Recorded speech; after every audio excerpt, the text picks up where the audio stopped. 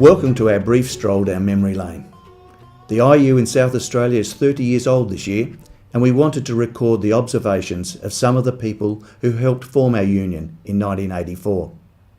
Some, like Murray Lamshed, are overseas, but we've assembled a selection of our progenitors for the record.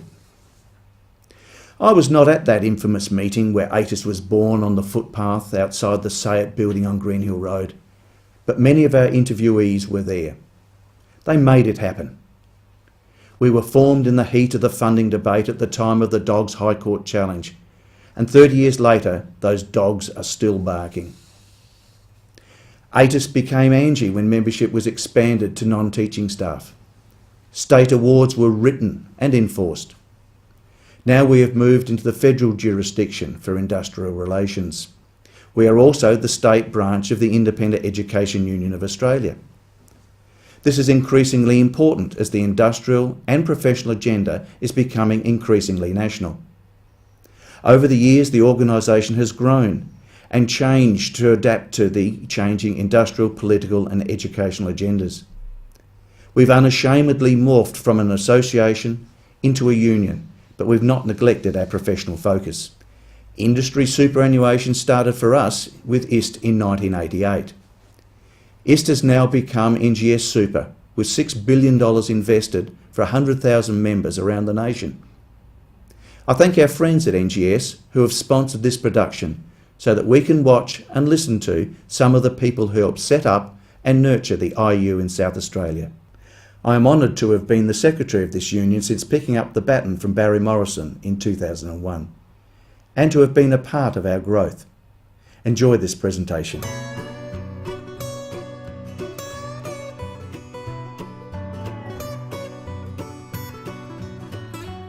Belonging to SAYET was an attempt to provide some sort of supportive body for teachers in non-government schools, but it clearly wasn't providing us with the structure and the support that we needed to actually provide or to improve working conditions and provide benefits for our members in non-government schools.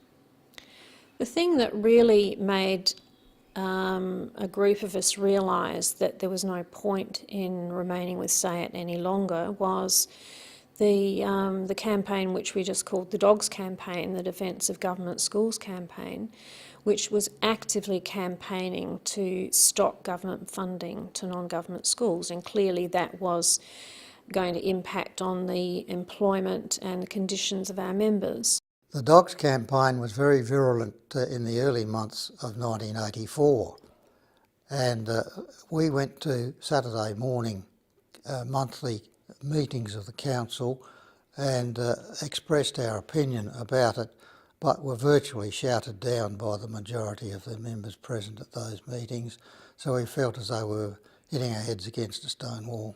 I would go to a meeting, and when you got into groups or you discussed and so on, those from non-government schools were not exactly ostracised, but made to feel that they were not very welcome. Almost at about that time, we started to notice that there were TV adverts and radio adverts basically bagging all independent or non-government schools. And we felt that, seeing as that we were paying our union dues, how come this organisation was using my money to work against my own employer? And we just felt that was a ridiculous stance. So we decided, well, we would approach them, tell them it's not on, and we were going to have a public meeting in their premises, and decided to, well, if they go ahead with the sort of stuff they were doing, we just said, well, look, we can't afford to be in your union. That's ridiculous to pay dues to cop all the rubbish that we were getting. I had no idea, and maybe I was a bit naive, but I had no idea that it was going to take the path it did and blow up. And my memory is that when the big disagreement came and ATIS took the decision then and there on the floor to disassociate ourselves from SAYET, as I recall it, we didn't choose to leave the building. We were told to leave the building because we were told immediately that if we were no longer members of SAYET, there would be a $200 charge for continuing the meeting because we weren't SAYET members anymore. The secretary of the state union, I forget her name at the moment, but came to the stage, took the microphone and said, seeing as you're no longer members of our union, this place belongs to the union, you are no longer welcome, you must leave. So we met on the footpath. I think there were about 8 of us there at the time, walked out and said, that's it, no, can't stay here. And we had our little sidewalk meeting that turned into ATIS and then has progressed a long, long way since then. I like a battle, always have. When you've got something precious, you protect it. And that's all I could think of doing at that time, was helping people who thought the same. We'd gone to a friend of Bernie's place, and that was all very nice because it was, I think it was wine and coffee. That seemed to be a good way to start. I think the person who seemed to know more really what it meant was someone like Bernie. When we left SAYET, we didn't realise just how much we were going to be involved in the organisation in its early times. We had to spend enormous amounts of time developing a constitution which was due to Murray Lamshed. Well, first of all we had to get registered, and that was opposed by SAYET, and we had a number of court cases in the Industrial Commission where we had to argue our way. I think the first thing we ever did, we sent out these, might be $5 flyers we called them. We sent out these notices to all the schools and physically, went to them all, dropped these off to the staff rooms and invited them to various meetings we had. And I think we asked them for a $5 donation. Later on we realised, or I started to realise, that really it's going to be difficult because we were not yet a union, and you can't become a union just by saying you are. There is a legal process to go through. And SAYET fought that in the courts. They said, no, we love them. They should belong to us. But I think the judge didn't wear that one. He thought he could really see that what they were doing was against our own interests. We still had our full-time jobs, and sometimes we'd be up till 2-3 o'clock in the morning trying to nut something out to present to the employer groups, or trying to get the constitution off the ground was an interesting experience. And I chuffed all over South Australia to start off with before we finally were in the position to employ somebody to do it. Up to Woomera, down to the Riverland, all over the place, Mount Gambier. Very tiring, very exhilarating, and overall pretty, I think, worthwhile. Every member we got was one more step towards turning it into something professional rather than the somewhat Mickey Mouse organisation that we had. I mean, we were all with the best of intentions and we all worked so hard. But it was an uphill battle for a long time. But I can remember the time when the Treasurer did say that we could now afford an office and we could stop meeting at my house, and things like that. And the introduction of Jan Bailey, as a caretaker of the office. Our first office was a room at the back of a house, very, very small. But I was chief cook and bottle washer, so that meant doing everything from making the coffee to washing the cups to answering the phone to doing the finances, everything. It was hard work, but that's a day's work for a day's pay back then. So it was just part of your working life, that what you did 100%, and that's what I always tried to do, and put the welfare of it was sort of like my baby, so I wanted it to succeed. I wanted wanted things to go right, and it has.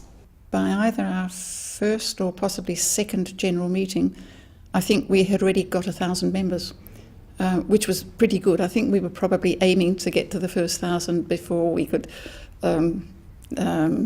produce publications and pay office staff and that sort of thing. We were very fortunate at Pembroke that we had Michael Atchison, who was, of course, the advertiser, cartoonist. He was on the staff, and he was an art teacher at Pembroke, and he'd cut his cartooning teeth at Punch and New Yorker, but he came up with quite a number of original cartoons for Independent Teacher, and the very first one was absolutely delightful. It shows the big bully boy of Say It with the marionette strings, and ATIS right down at the bottom has just escaped. He's cut the strings. That reflected what happened on that night, and that was Michael's take on it. There was a sense of camaraderie there, which was, I think, perhaps quite unusual, and I think it was because we had this experience that we'd shared, and we were all aiming for the same thing, and although we all had different strengths, and we did it in different ways, but we had then shared this experience, and we all knew ultimately where we were going, and I think IEU, as it exists now, is the result of that. I did give a lot of my own time, and I think all of them did at that stage. But once you started, it was all right. It was exciting too. You tend to have to remember that. It's certainly with younger, the adrenaline's going. You see these forces of darkness around you trying to stop you everywhere, and that just gives you a little bit more, get up and go. So it's quite quiet now when all of you professionals do it. We just sort of watch and sort of think, oh yeah, it's nice. Barry knew that. We said, look, here's the setup. But he knew that the organisation would have to be grown, and I guess he would have played a major part in doing that. Because when he would go in front of a group, he certainly spoke with some authority, he was confident speaker in front of a large crowd. And that was very useful, and I think that cemented the idea of a legitimate organisation instead of a mob of volunteers going around. I had no intention of quitting my job as a teacher. So I took some leave from school and started in that position. Once I started in that position, there was never any turning back. I just couldn't see myself going back to teaching primary school children again. Wasn't going to happen. And I loved it. I have to say that. I loved the industrial work. I loved the recruiting work. I wouldn't say I was the greatest office manager of all time, but we managed. I think it was an education process for the staff in schools, having an opportunity for people to speak quietly to somebody with a bit of a union background as well as a teaching background, enabled people to actually identify that some of the things that were happening to them were in fact things that they should challenge. But people feel very helpless to challenge, especially, and we dealt with this situation a number of times, something we called middle class niceness. And we felt that many of these schools with a church base felt that it was not particularly nice to challenge their employer over the way things were being handled. And dealing with middle class niceness was different in the non-government sector from what it tended to be in the say it in the government sector, where I think there was more bare-knuckled and aggressive. We went along to a little school in the hills, a primary school, to talk to their staff about, I think you should belong to the union. And it was, I could see his eyes open up, because when we said, look, how do you, what sort of money do you pay to your teachers? And they sort of said, well, we work out who probably deserves it the most. We think, like we've got a young couple that are building their house and they're both teachers, and we think they probably need a bit more, so we divide up the money, we give them a bit more. I think Barry's jaw just went to here, and I'm there going, oh yeah, that's interesting. And how do you pay for your electricity? And they said, oh, we pay, what was called ETSA, I think then, wasn't it? And I said, do you get any special dispensation from them? No, we pay the right amount. I said, well, that's what you're going to do with the teachers. So I was a big spoilsport. Working in a library, I had really quite a close relationship with the staff member who was responsible for all the AV and sort of behind the scenes stuff. And I was naive. And when, I think the first term I was there and we were having this morning tea, and I said, aren't you coming over for morning tea? And she said, oh, no, I'm not a member of the teaching staff. I thought, what's this? It was a bit of a shock to me. And I think most of us felt that the job they did was so important in a school that they should have recognition. And when we finally got that was when we changed the name from ATIS, Teachers in Independent Schools, to ANGI, Association of Non-Government Education Employees. And I remember we agonised over that title because we wanted it to include non-teaching staff and teaching staff on a sort of an equal basis. Well, the one most horrifying one, there was a young female teacher who was at some primary school, and it wasn't a Catholic school, I'm not quite sure where they were, and a very popular teacher, very good teacher, loved her job and the kids loved her, but during a weekend at Victor Harbour, she was seen leaving a caravan at a caravan park, and there was a male in the caravan, and this board member of this school knew that this young teacher wasn't married. And she came to work on Monday, she was sacked. And it was a bit difficult to remain calm under that sort of thing happening. Now, for some reason, we were able to get into a court of some kind. I was, still a bit hazy on this, but I think even the judge nearly dropped his wig or whatever it was, because he just thought that was most unreasonable and suggested that they they reinstate her immediately. But she actually refused. I mean, she was snapped up by another school who knew how good she was. That's the sort of thing that used to happen. I had to set up a plan for recruitment, and it seemed to me that the only way to do it, and I literally mean the only way to do it, was to go to the schools. So it was a matter of ringing up the principals and saying, when's your next staff meeting, can I get a gig? And going along and saying, this is what we've got to do. It's a professional association as well as industrial, and I maintained that very heavily, that we were professional and industrial. And the way to do that, it seemed to me, was to go to the schools and try to impress them with our knowledge, not only of the industrial matters, but the professional matters. And we succeeded. It was also important for me that we had an identity, so I pushed very hard. Every committee that was possible for us to have a representative on, I pushed for a representative. We had to build up our name.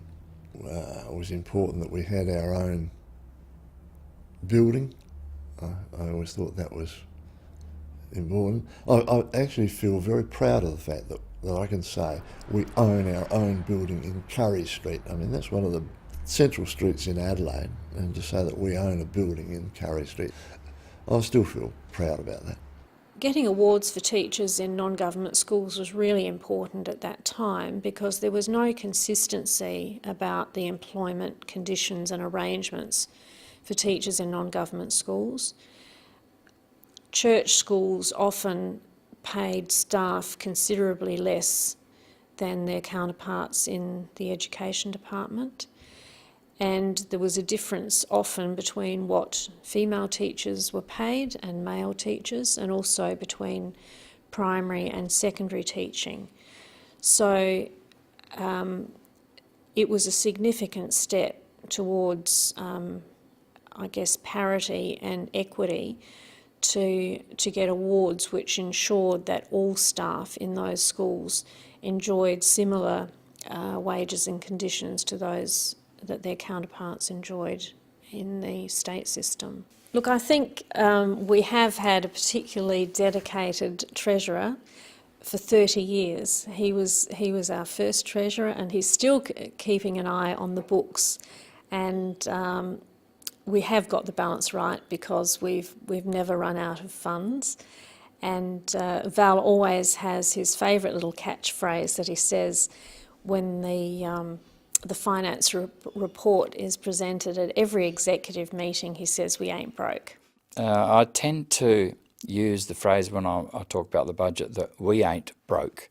I have to start every executive meeting with that, otherwise people start to worry. The union had to develop its own sort of identity, its own status, I suppose, with these schools. There were some schools that were very suspicious of having a union anywhere near them. There were other schools where the vast majority of the staff were in fact union members, but there was some conflict between the role of the union and the role of the staff association. There was a gradual sort of acceptance that the union's role wasn't a negative one, that it could in fact be supportive and could in fact inject sensible ideas into the discussions, that the union was able to provide the appropriate advice, and if the union officers themselves didn't know how to go about things, then had fallback resources through legal support and that sort of thing. So it gradually became obvious to the staffs, particularly in the bigger schools, that the union was able to provide them with resources and advice that they didn't have access to them by themselves, and it became an accepted practice that the union would work with them through their enterprise agreements. Setting up enterprise bargaining at an individual school level was a nightmare. There were 212 schools at that time, and the thought of trying to have 212 different enterprise agreements was mind-boggling. Fortunately, the Catholic system said, well, we do not want our individual Catholic schools all having a separate enterprise agreement. So we went to the Commission and managed to convince the Commission that they should act as one body. That was a huge relief. Then the Lutheran system did the same. Second huge relief, but it still left us with a lot of independent schools who all wanted their own enterprise bargaining. And the most difficult aspect of that was that they did not want to negotiate with the union. We had too much knowledge. They wanted to negotiate with their staff who had no knowledge at all, literally none. And it was very difficult for us to convince the independent schools that we had a right to represent our members in those schools. I believe that the best thing we ever did for our members was to start a superannuation fund. When you think that that superannuation fund is now something in the order of $6 billion and covers every employee in all of our schools, I think it's fantastic. It came to my attention, and I cannot really recall how, that superannuation is a form of insurance. It's insurance against living too long. And if you think about it, that's right. That's what it's for. in case you live too long after you've stopped employment. And that happened to coincide with the Hawke-Keating government setting up an optional 3% increase in salary through superannuation on an award-by-award basis. Now, I must say, as a chair of the insurance committee, I saw that 3%, and I thought, well, we've got to get this. So the 3% became the important reason why we negotiated for a superannuation fund. Now, we took the first dollar on the 1st of August, Horse's birthday, 1st of August 1988. In January, we had a meeting of the directors of the fund, and Terry came in and said, right from the start, congratulations, ladies and gentlemen, you have just collected your first $1 million. Now, I have to say, we had no thought of the responsibilities that this was going to bring on us. We were after that 3%. Yeah, great to have a superannuation fund. But $1 million, strange enough, and I guess it's still on the books, I actually moved a motion that no financial manager would ever have more than $250,000 of our money.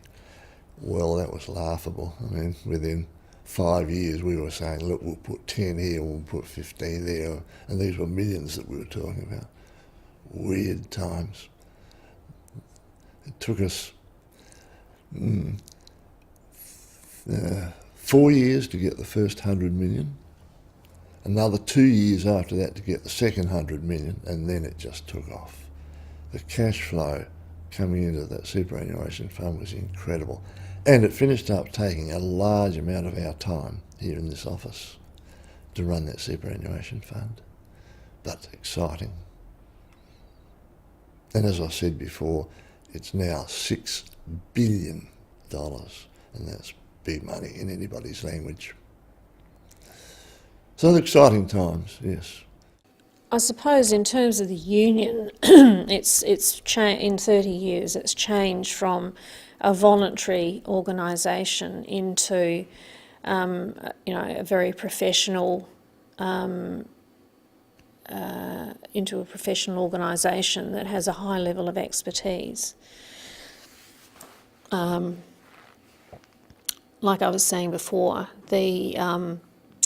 initially the industrial committee was just a group of us who basically had NFI, who were doing our best to work out how we could serve the industrial interests of our members. Whereas now we've got an organisation that is run from an office with 13 professional staff, 4 industrial officers, and a legal firm that does any of our more technical matters in Fair Work Australia. The union really has developed, and the original union was just a shadow of how it has really developed to the present stage, and I'm so very proud indeed of the way in which it has become such a marvellous body.